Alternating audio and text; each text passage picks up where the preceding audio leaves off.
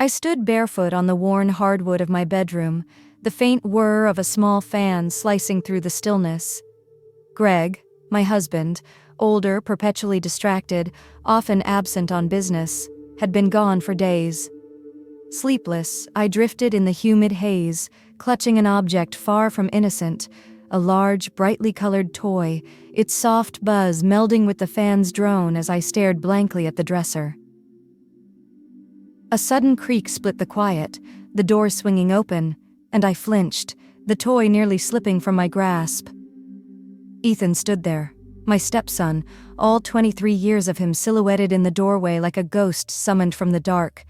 He wasn't the lanky, sullen boy I'd met 6 years ago when Greg brought me into the family, a kid who'd barely grunted a hello.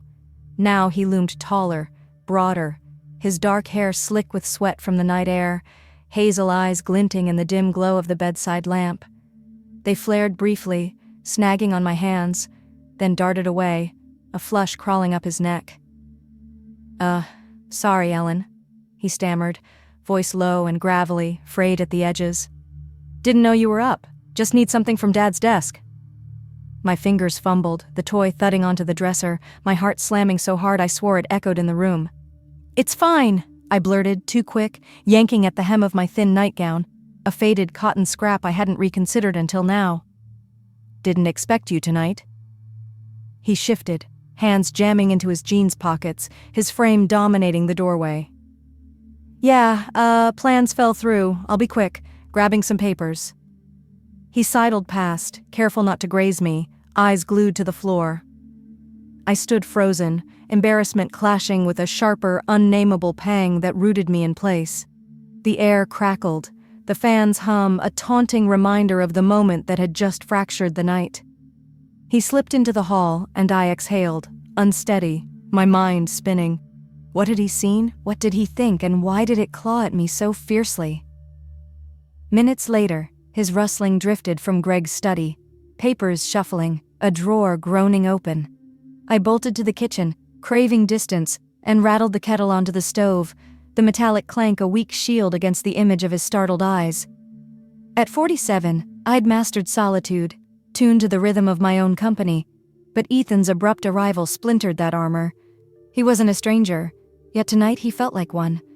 A man, not the boy I'd known, and that shift gnawed at me. He reappeared in the kitchen doorway, a folder tucked under his arm, his expression teetering between hesitation and a softer edge. "Found it," he said, lingering as if torn between staying and fleeing. "You okay? You look shaken." I forced a laugh, brushing a curl from my face, fingers quivering. "Just the heat. Keeps me up sometimes." He nodded, stepping closer, a whiff of salt and cedar trailing him, traces of a day by the docks. "It's brutal out there. Couldn't sleep either." Silence swelled, thick with unspoken currents. I offered tea, half braced for a no, but he surprised me, easing into a chair at the small table. We sat, mugs steaming between us, porcelain clinking as his eyes met mine, searching, uncertain, reflecting the knot twisting in my chest. The kitchen shrank around us, Ethan's presence squeezing the space as steam from our mugs coiled upward like restless spirits. The ocean's faint hum slipped through the open window, a rhythm that once calmed me but now sharpened the unease prickling under my skin. I'd fled here after that bedroom jolt, his sudden intrusion, my hands gripping that far from innocent, large, brightly colored toy, and now, with him across the table, the memory stuck like damp cloth to my thoughts. At 47, I'd honed solitude to an art, weathering Greg's absences, but Ethan's nearness rattled something loose, a restlessness I couldn't pin down. He sipped his tea, the folder from Greg's study resting beside him, its edges curling in the humid air. His jeans pulled tight as he shifted, the bulge of that folder, tucked earlier into his waistband, snagging the light, and I flicked my gaze away, a flush creeping up my neck. He wasn't the boy I'd known. Awkward, retreating into silence. Now, at 23, he carried a quiet heft, shoulders broad under a faded t-shirt, hazel eyes brushing mine in glances that clung too long. "So, I ventured, my voice frail, betraying me. What's in the folder? Something big? He shrugged, the mug settling with a faint clink. Just old boat logs Dad asked me to check. Dull stuff. His fingers tapped the table, a jittery rhythm I hadn't clocked before. You sure you're okay? You're twitchy. I mustered a smile, brushing a damp curl from my forehead, the humidity turning my hair feral. It's nothing. You just startled me earlier. I'm not used to late-night visitors. He nodded, his stare holding mine, steady, probing. Didn't mean to barge in, should have knocked harder. It's okay, I said, too sharp, too fast, and the silence ballooned, heavy with what we wouldn't voice. I traced my mug's rim, porcelain warm against my fingertips, my pulse a stubborn thud. He'd glimpsed me, raw, unguarded, in a moment I'd meant to keep hidden, and now the air thrummed with a current I couldn't name. He leaned back, the chair groaning under him, salt and cedar wafting closer, echoes of his day by the docks, where he'd been piecing together a life since college fell away. Ever feel lonely out here? He asked, voice dipping low, tentative. With Dad always gone? The question sliced through my flimsy guard, raw and unbidden. Sometimes, I confessed, eyes dropping to my tea as if it held refuge. You adapt, or try to.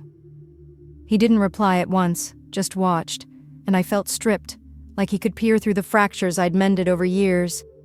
I get it, he said at last. Been on my own a lot lately, too. Makes you think. About what? I asked, daring a glance.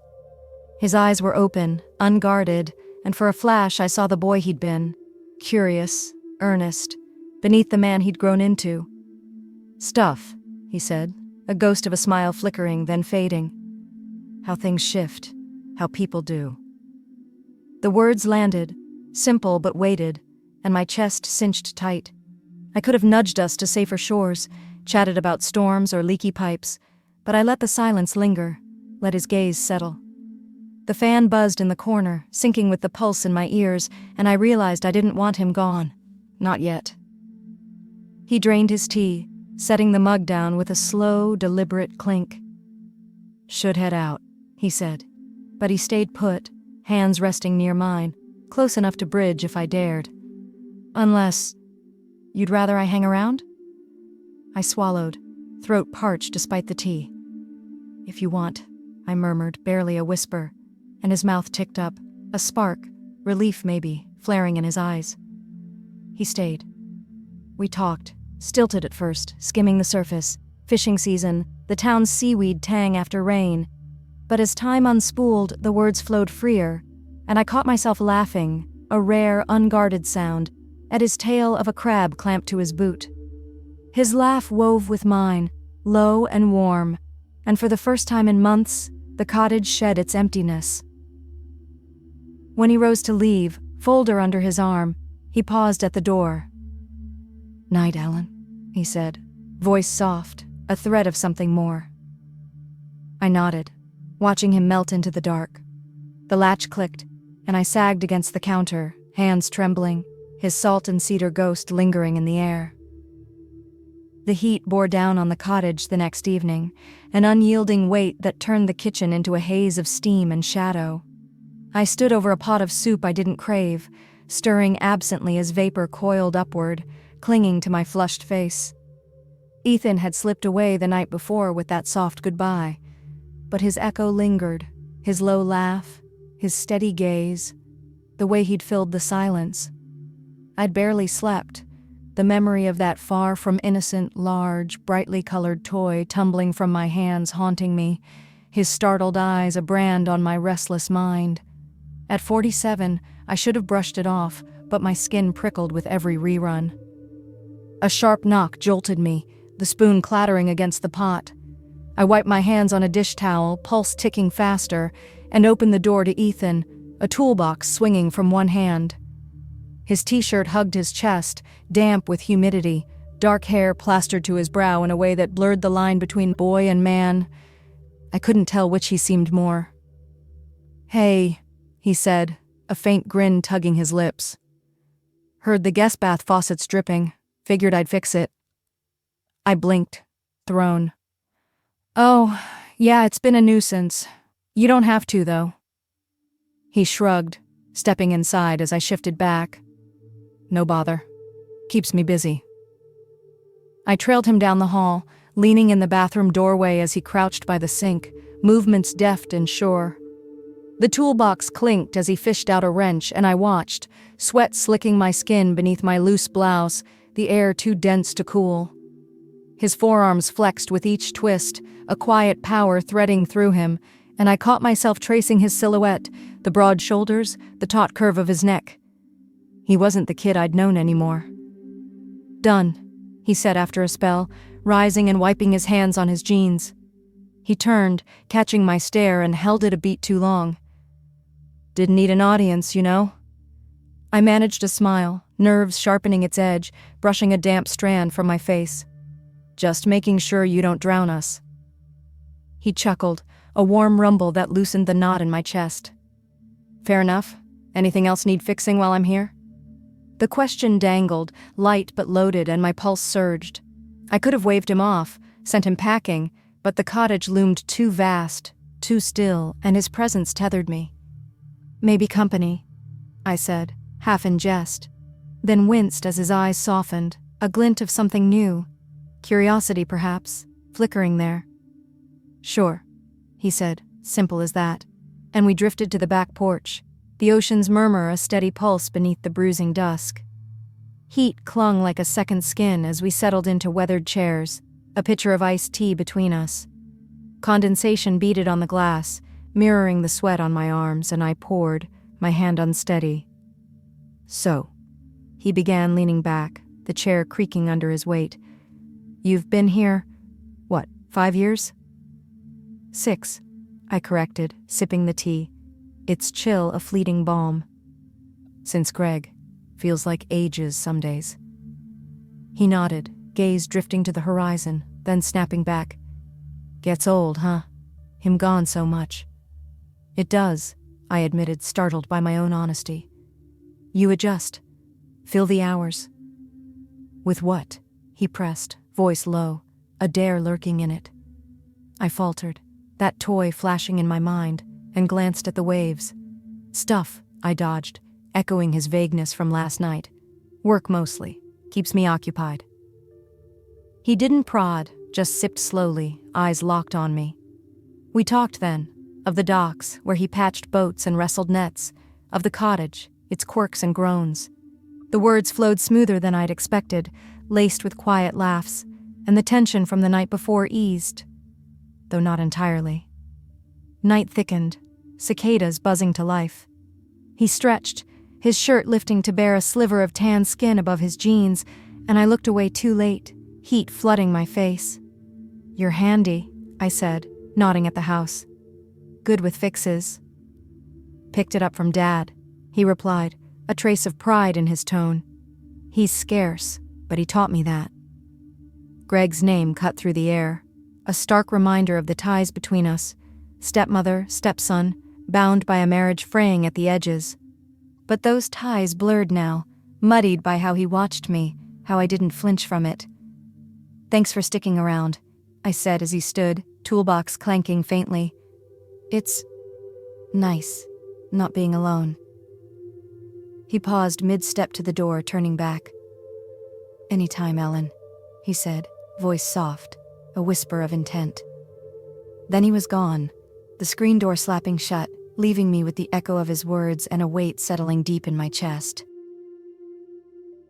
That night, with the far from innocent, large, brightly colored toy flickered in my mind, but it was Ethan's lingering warmth from the porch, the tea, the ease, that kept me off balance. A knock punched through the storm's growl, sharp and insistent. I opened the door to Ethan, drenched, dark hair plastered to his forehead, his t-shirt a sodden second skin. Water pooled at his feet, and he clutched a tarp-wrapped bundle under one arm, hazel eyes alight with a restless spark. Got caught coming from the pier, he said, breathless, a sheepish grin breaking through. Thought I'd check the windows, storms gearing up fierce. I stepped back, my breath snagging, wet with nerves, as he brushed past, rain and salt trailing in his wake. "You didn't have to," I said, snagging a towel from the hall closet. Our fingers grazed as I handed it over, a spark jolting my arm, and I jerked back, gripping the doorframe. He dried his face, the towel muffling a chuckle. "Yeah, well, saves Dad griping about leaks later." He dropped the bundle, a spare tarp, he said, and moved to the windows, latching them shut with swift, sure hands. I hovered, the room dimming as the storm swallowed the light. "Thanks," I said, watching him wrestle a stubborn latch. Rain lashed the glass, a relentless drum, and he turned, closer now, towel slung over his shoulder. His eyes locked with mine, the air thickening, warming despite the chill seeping in. "No trouble," he replied, then quieter. "Been thinking about that night." My stomach flipped, heat clawing up my neck. "Oh?" He rubbed his neck, a nervous tick, droplets gleaming on his skin. "When I walked in on you, didn't mean to catch you like that, but it stuck with me." I swallowed, truth teetering on my tongue. I was mortified. "You weren't supposed to see any of it." "Yeah, but..."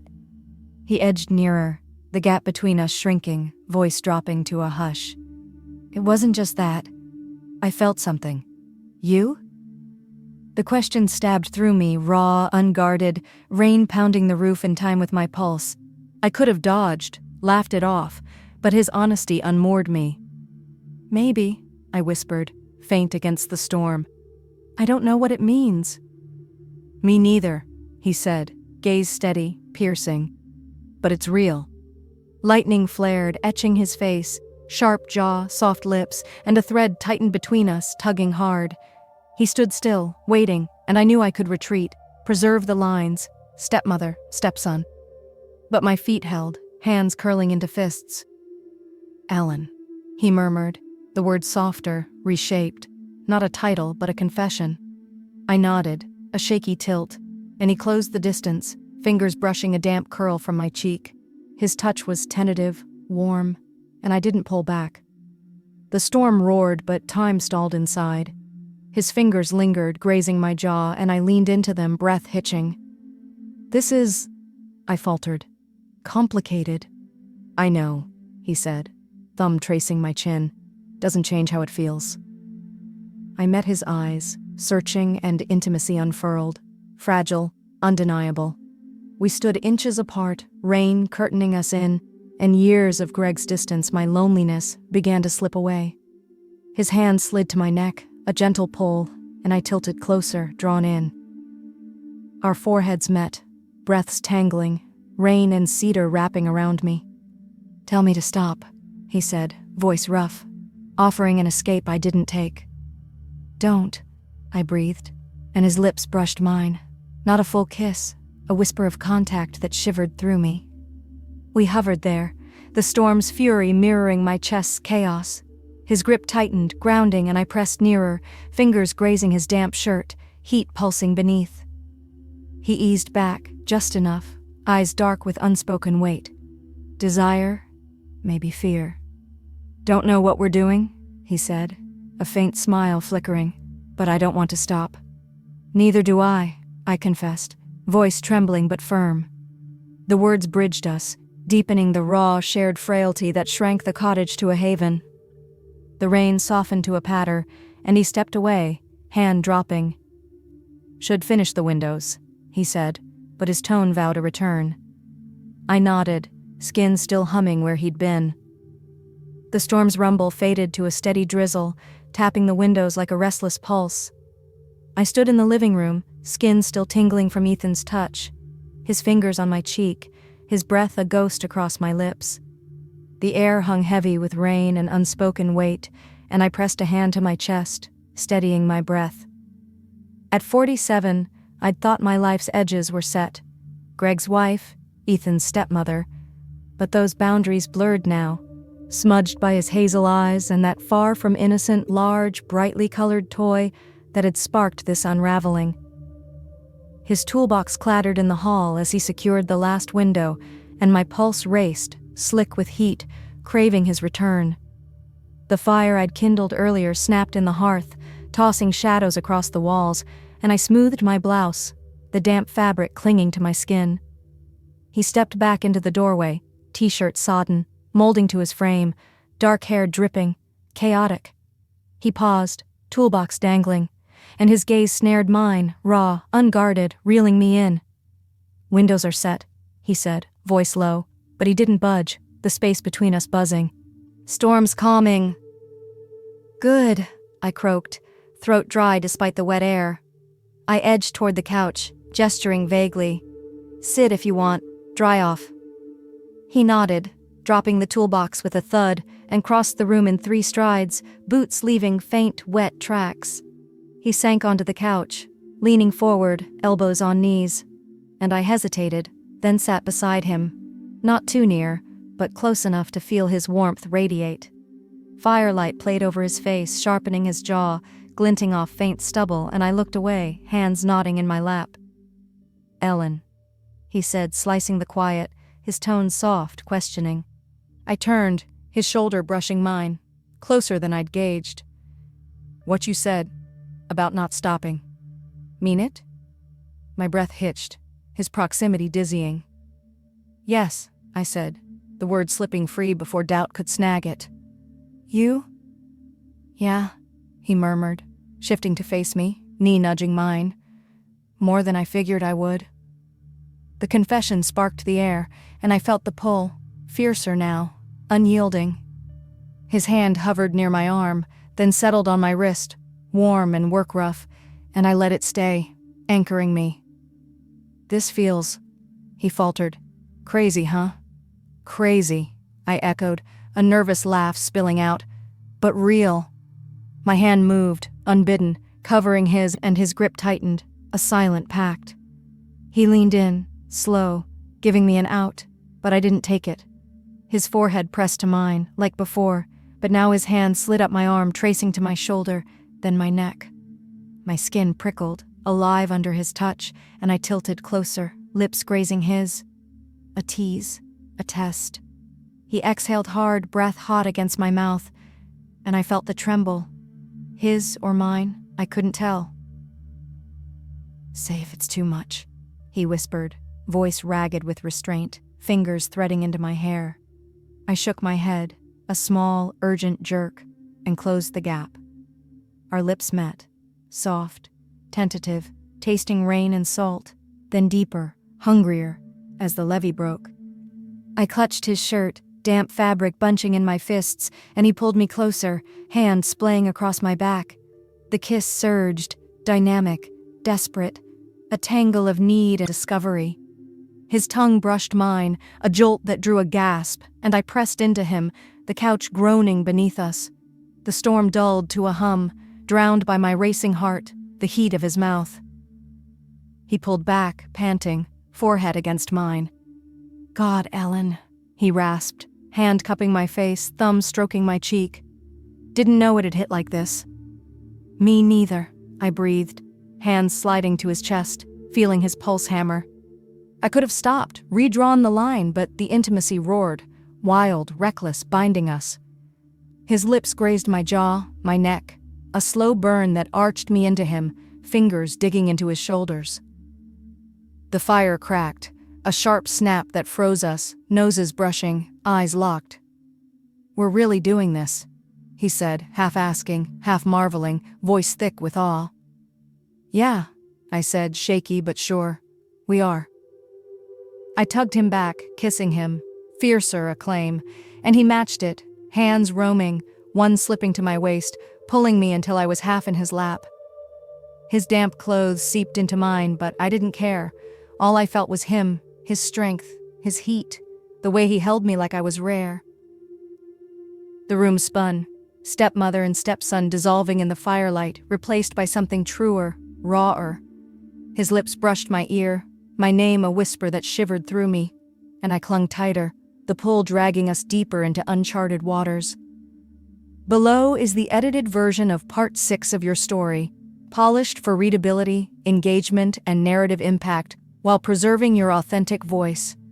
I've refined grammar, punctuation, spelling, plot coherence, character consistency, and dialogue naturalness, and enhanced emotional depth, pacing, and suspense.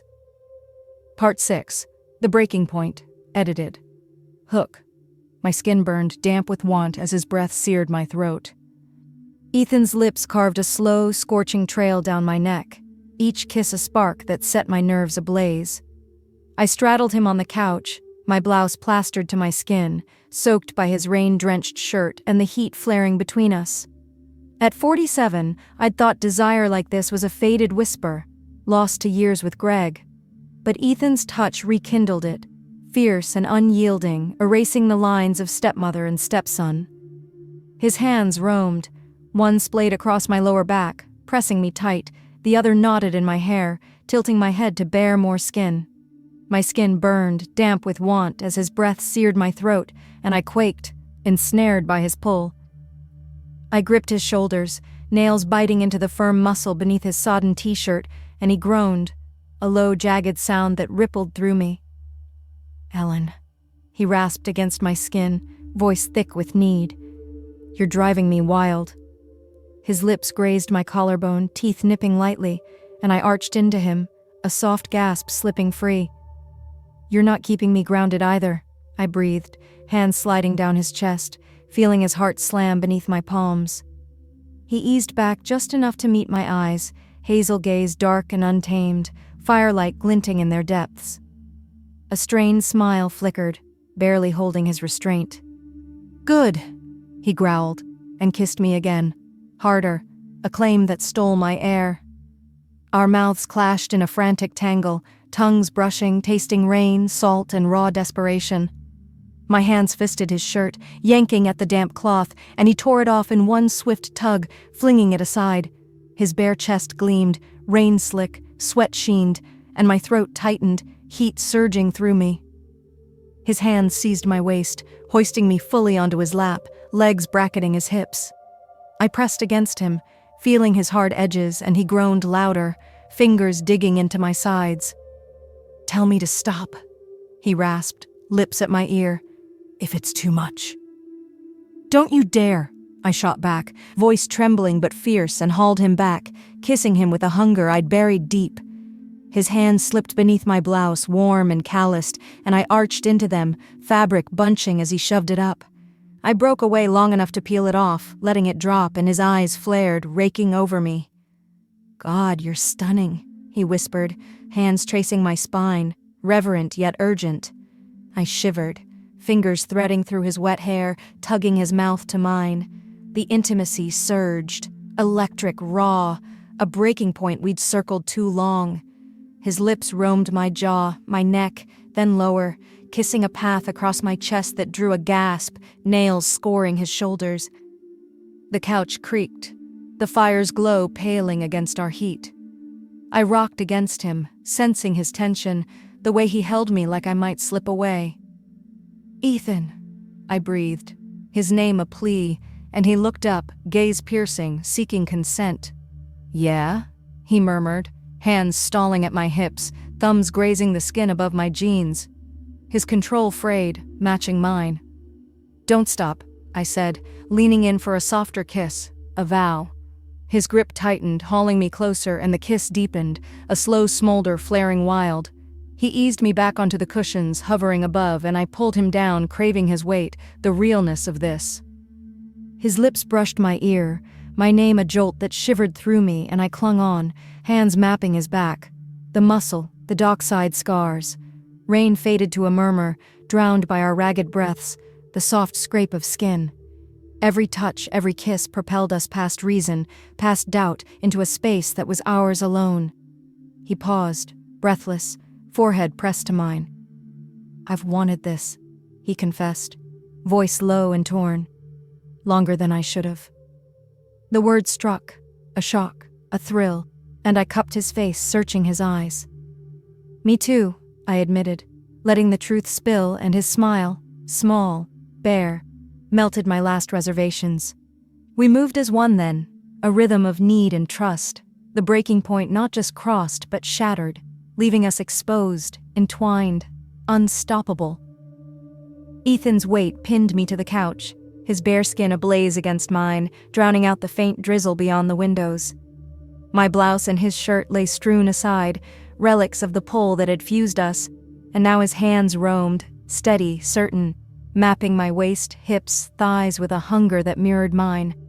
My body quivered, slick with heat, as his breath swept my chest, lips trailing where fingers blazed. At 47, I'd forgotten this fire, this yearning.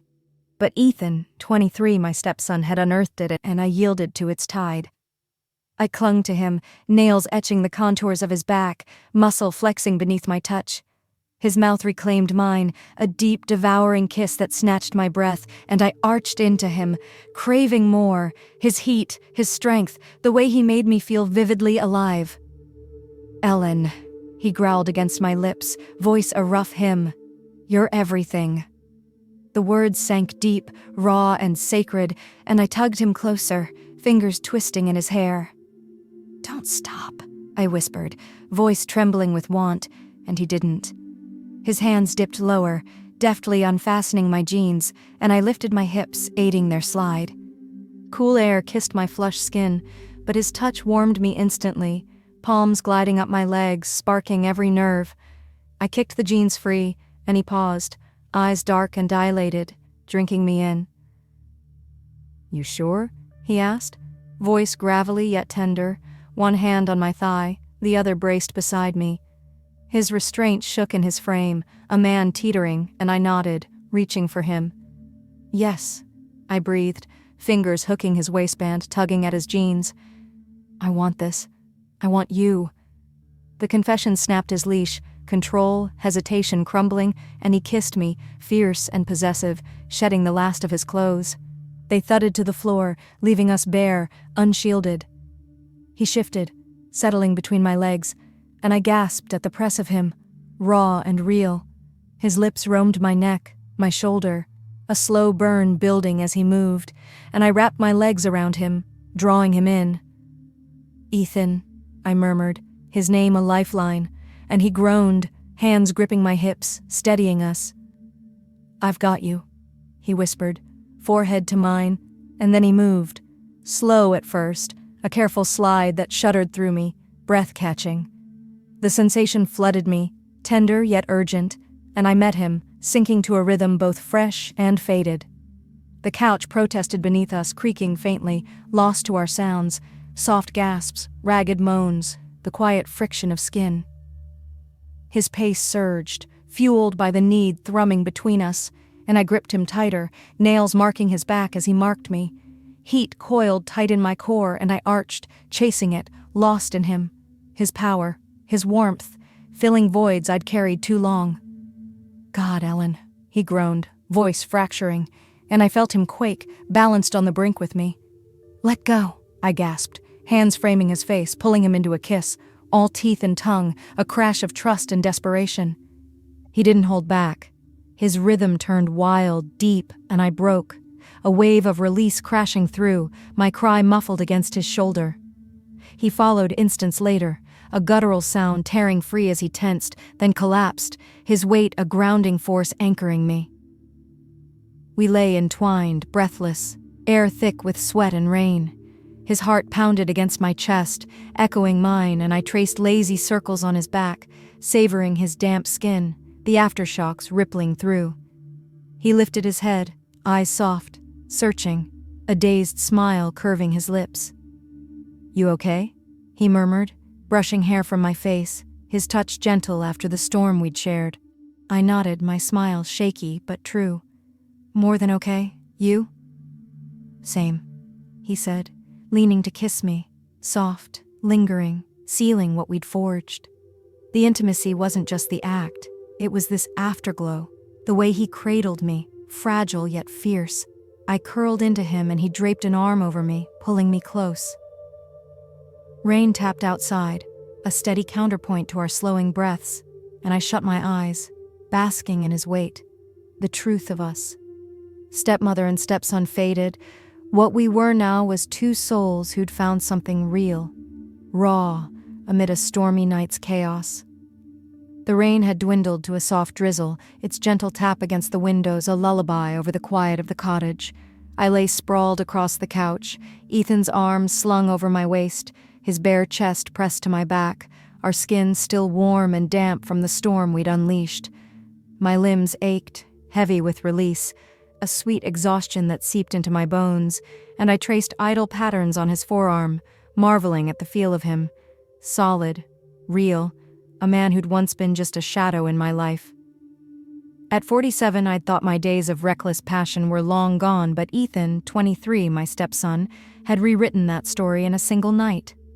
His breath stirred my hair, steady and slow, and I shifted, turning to face him. His hazel eyes fluttered open, soft in the dim glow of the dying fire, and a faint smile curved his lips. "Hey," he murmured, his voice husky, roughened by what we'd shared. His hand slid to my hip, a gentle anchor, and I mirrored it, resting my palm against his chest, feeling the slow thud of his heart. "Hey," I echoed, my own voice trembling slightly, a mix of awe and nerves. The air between us felt fragile, charged with the weight of what we'd done, of that far from innocent, large, brightly colored toy that had sparked this, and the lines we'd crossed since. "You okay?" He nodded, his thumb brushing my skin in a soothing arc. "Yeah, more than okay. You?" "Same," I said, and it was true. Despite the ache, despite the chaos swirling in my mind, I felt alive, seen in a way I hadn't in years. I propped myself up on one elbow, studying him, the tousled dark hair, the faint stubble shadowing his jaw, the vulnerability in his gaze. "What happens now?" He exhaled a soft sound and rolled onto his back, pulling me with him so I rested half atop him. "I don't know," he admitted, his hands settling in the small of my back. "I didn't plan this, didn't think it'd ever happen. But it did, and I don't regret it." "Me neither," I said, surprising myself with how certain I sounded. I traced the line of a scar on his shoulder, a relic from some dockside scrape, and let the silence stretch, the rain's whisper filling the gap. "It's complicated, though.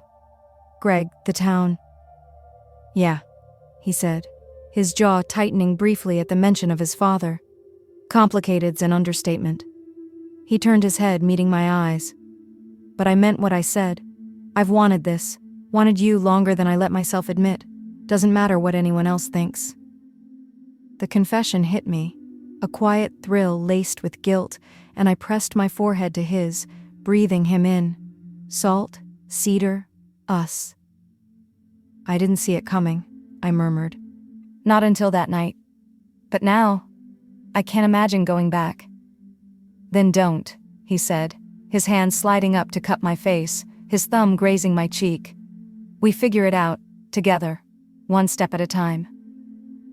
I nodded, a small, shaky motion, and he kissed me, soft, tender, a promise sealed in the quiet. We stayed like that, tangled together, the couch too small but somehow perfect, our breaths sinking as the night deepened. The fire had burned to embers, casting a faint glow, and I let my mind drift, savoring the weight of his arm, the steady rise and fall of his chest. Eventually, reality nudged me. Greg would be back in a few days. The town would whisper if they saw Ethan's truck here too often. I shifted, sitting up, and he followed, his hand lingering on my thigh. "We can't stay here forever," I said, a reluctant smile tugging at my lips. He grinned, a flash of the boy I'd known peeking through. "Could try, but yeah, I should head out soon. Don't want you dealing with nosy neighbors at dawn."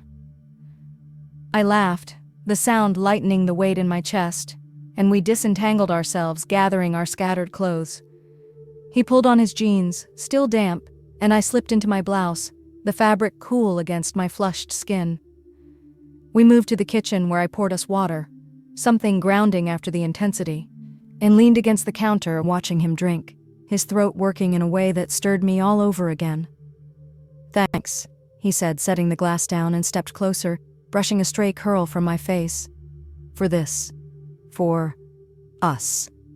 "Don't thank me," I said, catching his hand and holding it there against my cheek. "Just don't disappear." "Never," he promised, his voice low, and he kissed me again. brief but fierce, a vow in the press of his lips. Then he grabbed his toolbox and headed for the door, pausing to look back. "See you tomorrow?" "Yeah," I said, my heart thudding with hope and trepidation. "Tomorrow." The door clicked shut behind him, and I leaned against it, the wood cool against my back, my body still humming with his touch. The rain had stopped, leaving a hush over the cottage, and I wandered to the window, watching his silhouette fade into the night. My mind spun, Greg, the future, what we'd risk. But beneath it, a quiet certainty bloomed. This wasn't just a fling, a reckless night. It was a beginning, messy and beautiful. I climbed the stairs to my room, the memory of that toy on the dresser, a distant spark compared to what Ethan had ignited. Life had surprised me, upended me, and I wouldn't trade it. Whatever came next, judgment, whispers, or something more, we'd face it together, step by unsteady step in a world that suddenly felt wide open.